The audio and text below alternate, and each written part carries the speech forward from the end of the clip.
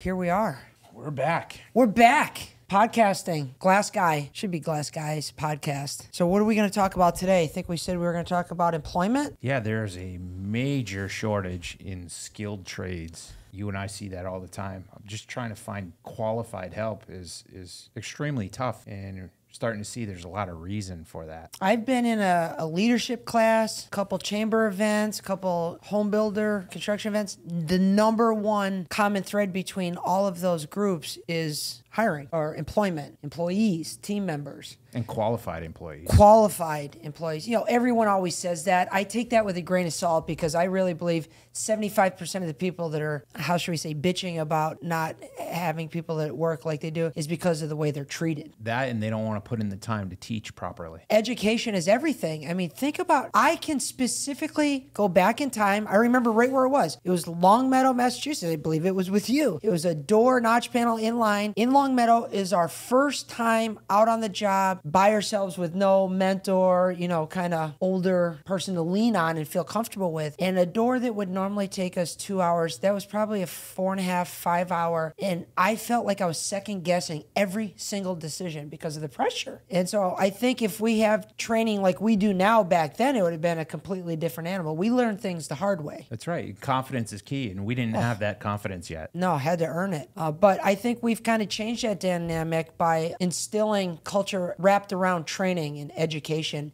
in the beginning. Right. And then, of course, ongoing, always ongoing. We're even always learning. I mean, look at what we're doing now. We're learning how to podcast. That's right. I would have never even thought this was a possibility 10 years ago. Usually would get white as a ghost as soon as the camera light went on. Now I get extremely excited. Isn't that interesting how there was such a barrier to that before, and now it's like, oh my gosh, who gives a shit? I can actually vividly remember being on cruise boat younger. We were sitting at a table where, you know how there's tons of couples, maybe 5 other couples at the table or other families. Yeah. And they'd have that Congo line that would go around in the Macarena, and they had the old shoulder camera and they'd be videoing it, you know, for the TV in the rooms that would be on a loop. And half the people at the table would basically take their napkin and put it over their head because they were petrified of the camera for some reason, just petrified. But once you get, you know, used to it and get your reps in like anything else, it becomes more comfortable. So let's get back to employment. I see you got some copious notes there. You did some homework. Yeah. I was talking with a contractor the other day, and he and I got on this subject, and I said, you know, this is really something we need to talk about. Do you know what the average age is in skilled trades these days? The average age for a skilled tradesman, 38. 46 years old. Is the average age. That's the average age. Which means there's people not starting till later, or... Well, that's right. Or people are retiring, and it's heavy loaded on the back end here. Well, it's a combination of a couple of those things. Yes, there's a lot of retirees. In the next 10 years, it's predicted that about 27% of the skilled trades are going to be facing retirement. So now you couple that with the fact that there's no more shop classes and trade schools, which originally kind of piqued your interest in that. But I want to get back to the shop class because that was one of the areas I excelled, and I love that. Yeah. I mean, we'd go there, and then we'd come home and we'd build fucking bike ramps and just dumb shit just to... Tree forts. Yeah, just to grab a hammer and nails and, you know, just get to work and feel like you did Build something. Yeah. There's not that anymore, so there's no interest in it. And in fact, I think it's even a little bit, you're looked down on almost as for being in the skilled trades nowadays because you didn't go to college. That's not all it's cracked up to be either. And we'll get into that a little bit later. Just based on the numbers, if you're so college educated, then maybe you should take a look at the data. If you're having a shortage of workers, but you're choosing to go into the skilled trades, that means you're going into an area where there's a massive supply and demand issue.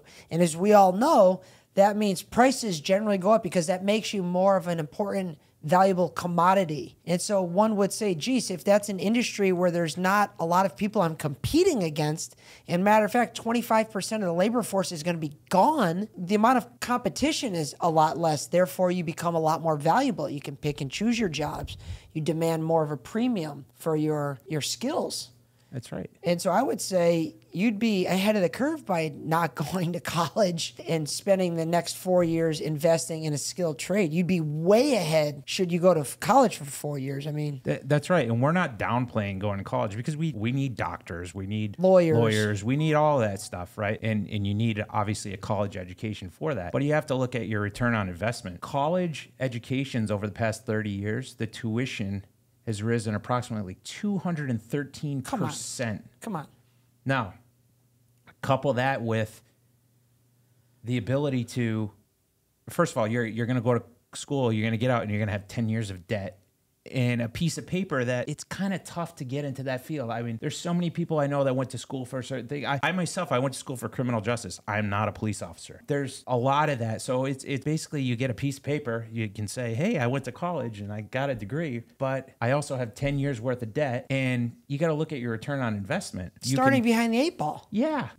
And then some. So all those years you could have been making more money instead of spending it. And learning a trade. I don't know the name of the book, and I always refer to this 10,000 hour rule. I've heard a Blue Angel pilot talk about it. I've heard Chris Voss talk about it. A lot of high achieving people, when they're asked the secret to the success, and they're like, listen, and this might be a point of controversy because a lot of people say, well, they're just gifted or he was just born that way. There are people out there that'll argue nobody's born gifted. They just got their hours in a lot sooner than everybody else, which means if you get out of high school and you forego going to college right away, you want to punt on that because you can go later and decide to take the next 4 years learning a trade and obsessing over it and maybe branding yourself through social media while you learn this trade. Not only are you making money, but you're getting your 10,000 hours in, which means at the end of that 4 years, you'll be able to articulate your value and get more money and achieve a greater sense of, I don't want to say worth, but empowerment within your staff, and maybe go off and start your own business. They're not going to teach you that in college. Most of those professors have never ran a business. So you're kind of learning things on paper. You're not learning real world experience. Well, and there's another part that goes along with that too. You're learning with real world experience, and real world experience is important because when you encounter certain things, you have to think outside of the box to get them done, especially in skilled trade. A lot of jobs and occupations are getting to the point where machines are starting to be able to do them. Now, put a machine into a situation where it has to think outside of the box. I think it's very difficult to program it for every single scenario. Therefore, it makes that skilled trade much more valuable. Yeah, and so they say, in the beginning, you get paid for what you do, then you get paid for what you know, and when you get really good, eventually you get paid for who you are. But to get paid for what you know, you actually have to put in the time of actually doing it. And so there's no shortcut for that. It's like working out. I don't care how much money you have. You can't buy what you can achieve from working out for, say, 3-4 years, putting in the actual reps. There's no replacement for that. There's nothing money can buy. It takes time. And so if you're not one to want delayed gratification, then maybe it's not for you. I think it's the quickest way. It'll feel like the longest, but I think it's the quickest way to get ahead in this current environment based on the numbers. Absolutely. Based on the numbers. Tell me that again with the college. How much over the last 10 years, college tuition, was it 10 years? Over the last 30 years. Oh, last 30 years. 30 years. So we're 2023. So since 1993, which would be 30 years ago. That's right. College tuition has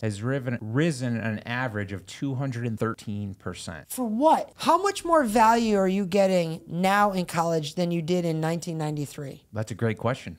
I would argue a lot less. I know a lot of people. I didn't go to college, but I partied on campuses, and I know there's a lot of people that were having a different style fun back then because there wasn't cell phones and what have you. So now take all that element out of there. What job and salary are you getting for direct swap for a diploma? Is it worth that much more than it was in 1993? That's an interesting statistic to look up. What is the average salary? How much has that increased? Because has the average salary gone up that much percentage since 93? I can't see it there, but I could be wrong. Surrey, what is the average salary in 2023? To get back to your point though, as far as learning less in college, you mentioned something, and I think that this also plays an important role in it. Yeah, when we were in our college years, we were doing a lot of things that thank God there weren't cell phones around then.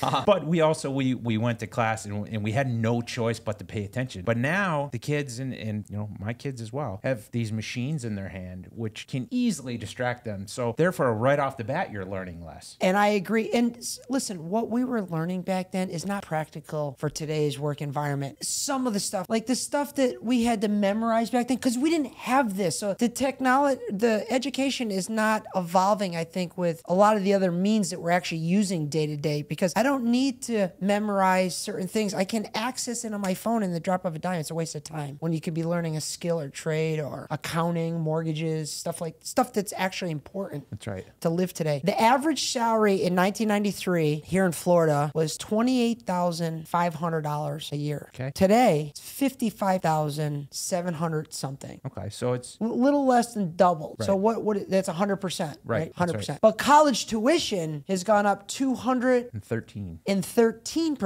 now you got to ask yourself, is the juice worth the squeeze? I mean, I think that's a no-brainer. You don't have to be a math major to figure that out. Okay, so then young individuals saying, okay, smarty pants, I'm going to punt on going to college because I can party at home and on the weekends. I don't need to go bury myself in debt to party. I want to go learn a skilled trade. How do I figure out who I want to work for? Like, is it more important to pick a trade that I want to fall in love with? Or is it more important to pick a company that I can get behind where the culture is really good? Well, that's a great point. You can pick a trade that you love, but if the culture's not good, you're not going to love it. And conversely, you can pick a trade that, you know, I don't know much about it, but if it's great culture and you're having fun, you're going to love it. Yeah. And the more and more you do it, the better you get at it. Naturally, you love anything you're really good at. Right. I think it's the only way to be really good at it is eventually grow to love it. Put it this way, I didn't get out of high school and say, man, I love glass. I'm going to go fucking become a glazier. No, didn't happen that way. Me neither. My family was doing it. But the more we start doing it, the better we get at it, the more confidence, competence. Yeah, you grow to love it. That's right. Yeah. And now I can't imagine doing anything else. But definitely, what you got any other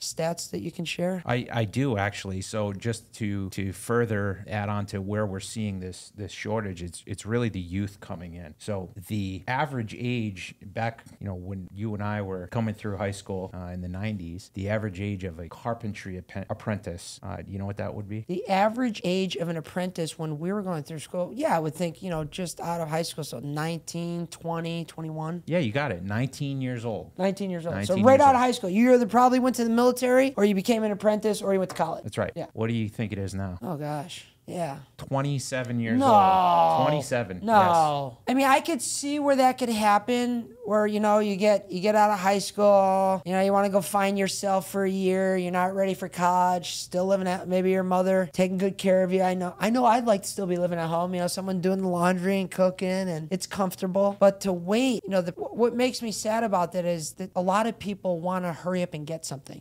They're anxious to get to the end, but yet you're going to forfeit all this time when you could have been getting your reps in, getting your 10,000 hours. Well, why do you think people are waiting till 27 to get started? in my opinion, I feel a lot of people were kind of forced down the avenue of, I need a college degree, I need to go to school. So they went to school, got out of school. Maybe they found a job in the field that they went to school for, didn't like it. Maybe they couldn't find a job in the field they went to school for and kind of bounced around with, you know, little, not real career-oriented jobs. Or poor culture.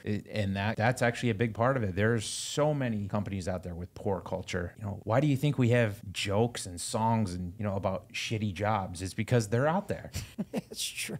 So I think, you know, at some point they come to a realization that, hey, I can make some good money here. You know, my buddy Joe is doing great. He loves the company he works for. Let me try that. And that may be where that's coming from. 27 years old. Yeah. That's unbelievable. So for every 10 people that are retiring, We get 7 more new. so every year that we go on, the labor market's getting shorter and shorter and shorter and shorter. That's right. Which means our talents become more valuable. Yeah. You know, as Bitcoin started, and I was never a Bitcoiner, but as you could see, people were mining these things in the beginning, and I probably passed on opportunities where I could have got them fairly inexpensive. And as those things became harder and harder to achieve, the price I think it's still going up. I mean, it's astronomical. I don't even understand it, but the point is, the fewer and fewer there are, the more valuable it's just like anything else. So if that many people are retiring, retiring, that few are coming in. What a perfect opportunity to jump into. You know, you want to catch the perfect wave. It's happening right now. That's right. It's happening right now. Everywhere you go, you see poor customer service, poor culture. And I look at it as, how could I benefit from it? If I was a waiter at this restaurant right now, I'm thinking to myself, I'm looking around long enough to know I can make a killing here. People would come back here just to talk with me because I'm going to give them the best customer service they ever had. And I just don't see that everywhere. Well, I think that poor customer service is a product of A, people being in jobs they don't want to be in, and B, people that have come out of jobs that they don't want to be in, learned how to treat customers from the job they didn't want to be in. We all know as owners, we get in business, you start grinding, okay, you're making some money, you get comfortable, but typically you want to keep doing better, especially as you get into year 2 and 3 where those beginning employees are like, we want to do better. Okay, well, if there's not money there, it's the owner's responsibility to lift up the ceiling higher for everybody to come along. And if they're not recognizing that and seeing the turnover and then going out in the public and complaining, I can't find anybody to work, like, fucking take a look in the mirror. That's right. Take a look in the mirror. Your industry is dying right now for good customer service. Your number one focus should be on skilling up all your people on their soft skills and their customer service. There's restaurants that I go to this day on a scale of 1 to 10, probably 6.5 as far as the food, but I go there because the fucking service is awesome, period. I'm willing to sacrifice my health and the quality of the food for good service. And that's the truth. Yeah. It's unbelievable. I don't think we spend enough time on that portion, and we should always be looking to school up. I know you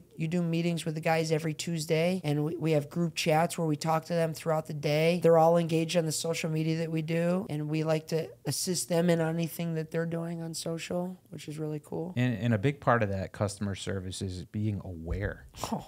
Many people out there are not aware of their surroundings, aware of what they're doing. Let's do an example. Like, what would be an example that it doesn't matter what industry you're in? What's something that everybody can relate to that you think more people should be aware of but maybe aren't? Like, what's an everyday thing that you see that you're just like, oh my God, how could someone be so unaware? A couple weeks ago, went to grab lunch. I won't name the place, but I'm standing there waiting for it, and you know, there's kids. Listen, they're kids. I get it. They're in the back, and they're yelling, you know, things that you and I say on a daily basis, but not things that the customer wants to hear sitting out there, either eating their lunch or waiting for it. Upset, like swear, like graphic stuff, or yeah, I don't really want to. Just stuff you shouldn't say in a restaurant when there's not appropriate. Okay. Let's put it that way. And loud enough where it was like they were trying to be quiet, but you had good listening, or they were just straight loud, like didn't give a fuck anybody was there. Yeah, joking about each other's appendages. And,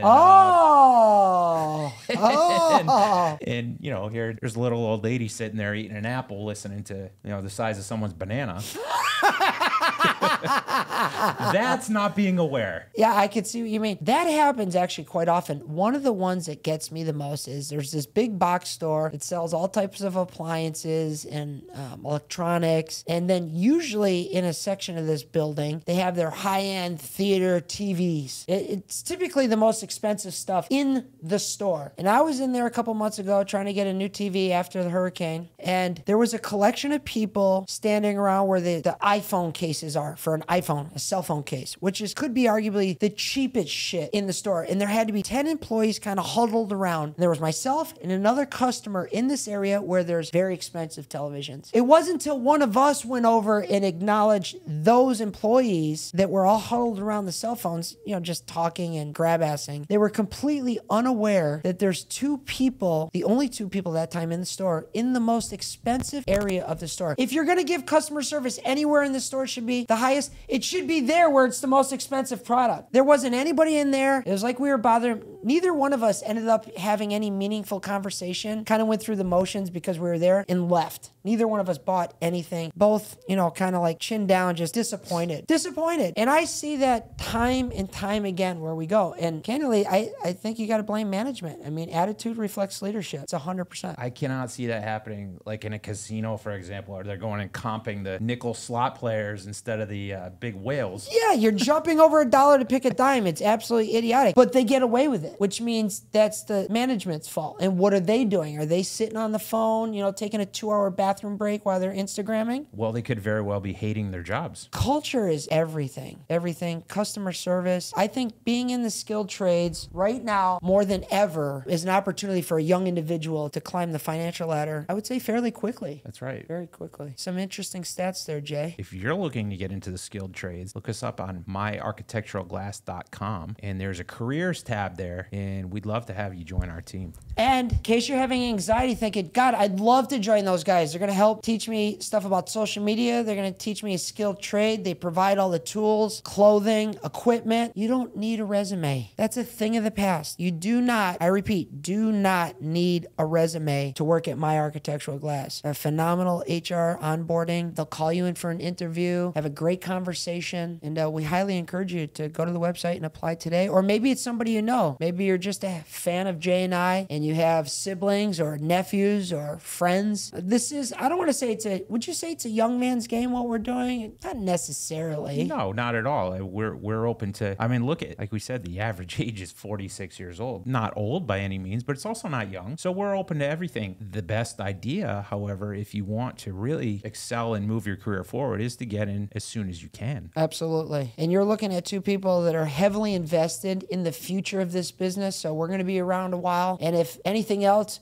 you might as well just jump on our coattails, because we are going to be winning. We're going to put in the time, and we're going to serve our customers. We're going to be aware, and we're going to serve them at a high level. And we'd love for you to come join us. I think we're signing off. Arrivederci. Till next time. Till next time.